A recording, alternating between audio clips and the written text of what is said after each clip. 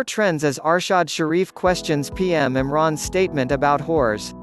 Avid social media followers would have seen the footage of Imran Khan's speech during a fundraising campaign in Karachi on Monday.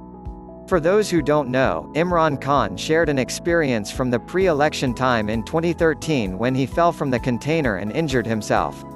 He told the audience that Dr. Asim gave him an injection, which instantly eased the pain, changed the world, and the nurses looked like Hoors to him. While the meme lords have found plenty of material for their next memes, a prominent journalist and anchor, Arshad Sharif has come under a lot of criticism for his attempt at twisting Imran Khan's words and trying to give it another angle.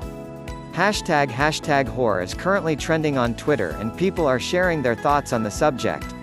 Here's what Arshad Sharif said to provoke the Twitterati. Which injection makes nurses look like Hoors to PM Imran Khan, he asked. A valid question.